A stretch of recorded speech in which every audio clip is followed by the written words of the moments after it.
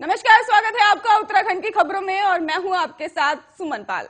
कर्नाटक में उपजे हिजाब विवाद के बाद अब उत्तराखंड के सीएम पुष्कर सिंह धामी ने बयान दिया है। उन्होंने कहा कि हमारी सरकार बनने पर शपथ ग्रहण करते ही यूनिफॉर्म सिविल कोड का ड्राफ्ट जो है वो तैयार करेगी। इसके साथ ही मुख्यमंत्री ने कहा कि उत्तराखंड के सांस्कृतिक, आध्यात्मिक और विरासत की रक्षा के लिए भाजपा सरकार अपने शपथ ग्रहण के लिए तुरंत बाद एक कमेटी गठित कर यूनिफॉर्म सिविल कोड का ड्राफ्ट तैयार करेगी और जिससे सभी नागरिकों के लिए समान कानून बनेगा, चाहे वे किसी भी धर्म में विश्वास रखते हों। और हिजाब पहन कर आ रही छात्राओं को क्लास में आने से रोकने के बाद ये विवाद बढ़ता ही जा रहा है। विवाद बढ़ता देख कर्नाटक में 16 फरवरी तक सभी कॉलेज स्कूल बंद रहेंगे।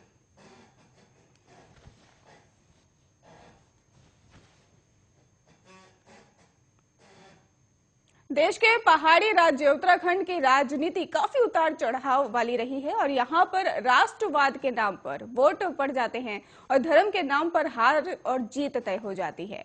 और कई मौकों पर सीटों पर ही सोशल इंजीनियरिंग ऐसी सीट आ जाती है और कोई पार्टी मैच को ही एक तरफा बना देती है। लेकिन इन सभी पहलुओं के अलावा उत्तराखंड में चेहरों की लड़ाई निर्णायक साबित होती है और कई मौकों पर मुद्दों से ज्यादा जनता चेहरों पर अपना विश्वास जताती है और उसी आधार पर उसका वोट तय हो जाता है। 2017 के विधानसभा चुनाव में भी पीएम मोदी का चेहरा बीजेपी के लिए महत्वपूर्ण रहा था और उन्हीं के नाम पर बिना कोई सीएम उम्मीदवार घोषित किए पार्टी ने 70 विधानसभा सीटों में से 57 पर जीत हासिल कर ली थी। और अब 2022 का चुनाव दस्तक देने जा रहा है और इस बार ये चेहरों की लड़ाई निर्णायक साबित होने जा रही है। इस चुनाव में बीजेपी सत्ता में आने के लिए पूरा दमखम लगा रही है, लेकिन उसकी सबसे बड़ी चुनौती है हरीश रावत से पार पाना।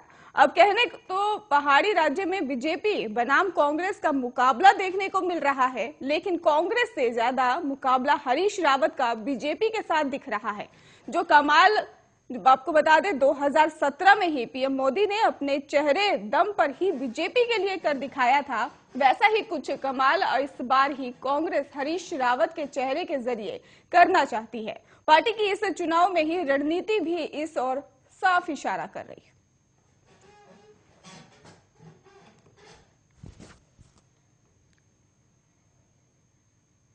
रुक करते अगली खबर की ओर, जहां पर उत्तराखंड में चुनाव प्रचार के अंतिम दिन भाजपा कांग्रेस ने पूरा जोर लगा दिया है।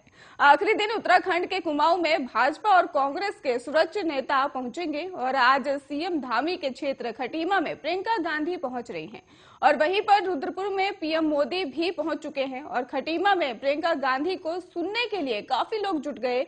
और बेरोजगारी से आजादी दिलाने का चुनाव और पिछले 5 साल में ही बच्चों की उम्र निकल गई लेकिन रोजगार नहीं मिला और कापड़ी बोले कि मैं गरीब का बेटा हूं। भाजपा कहती है कि आखिरी 2 रात में वोट खरीद लेंगे। खटीमा के लोग बिकाऊ है क्या?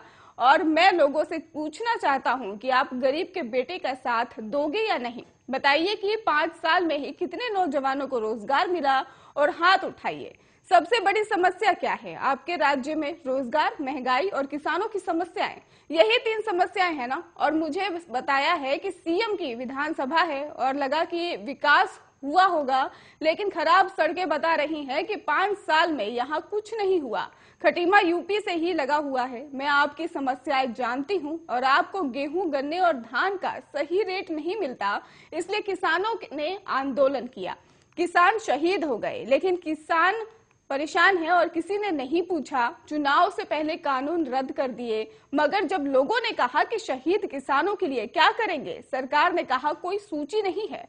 तो 2 लोगों के लिए सारी नीति बन रही है, किसान, मजदूर, व्यापारी, किसी के लिए कुछ नहीं है। नोटबंदी के बाद जीएसटी थोपी और फिर कोरोना आया और सबसे ज्यादा नुकसान छोटे व्यापारियों को हुआ, जबकि रोजगार भी यही लोग देते हैं और कोई अंबानी अडानी नहीं। बताइए नौकरी क्यों नहीं दी?